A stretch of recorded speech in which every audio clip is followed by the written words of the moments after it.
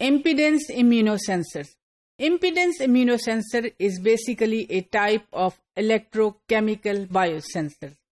In impedance immunosensors, we determine the opposition or the resistance, and it is measured in ohms.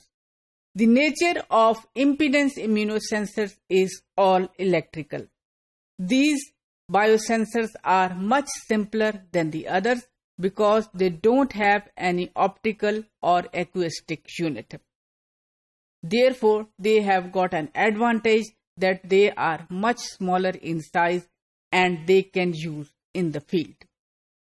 You can see the schematic diagram for an impedance immunosensor.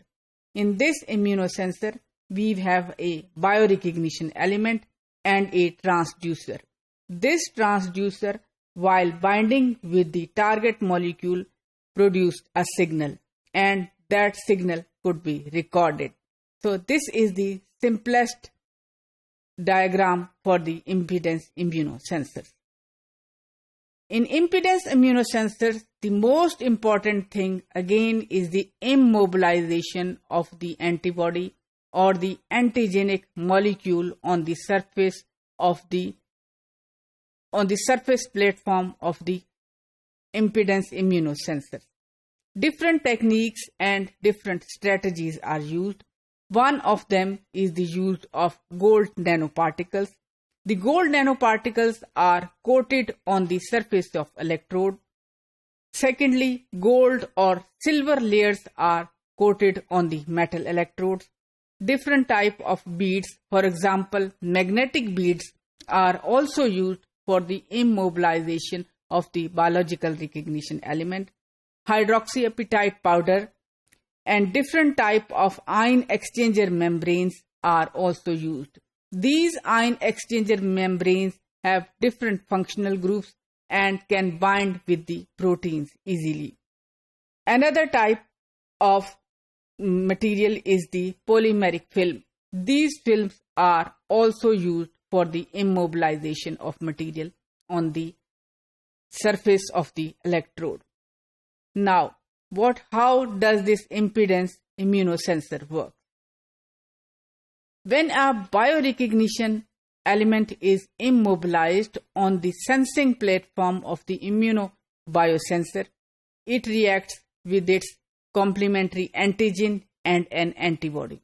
As a result, an antigen and antibody complex is formed. The formation of antigen and antibody complex leads to change in the electrical properties of these matrix, and these properties include dielectric constant and resistance. A transducer is used to determine these changes. In impedance immunosensor, we don't need any label molecule or any mediator molecule. You can see the simplest schematic diagram for the impedance immunosensor. In this diagram, you can see that the antibody is immobilized on a surface through a linker, and this antibody binds with an antigen. The binding of an antigen and antibody leads to the generation of signals. In the absence or in the presence of antibody, you can see that there is a difference in the signals. Field effect transistor is another type of impedance immunosensor. Field effect transistors has three important parts. We have done field effect transistors in our previous modules, but just to refresh your memory, I will repeat it. It has three important components: gate, drain, and source. And we used N-type transistors. N-type transistors are those transistors in which there is an ample amount of electrons in the system.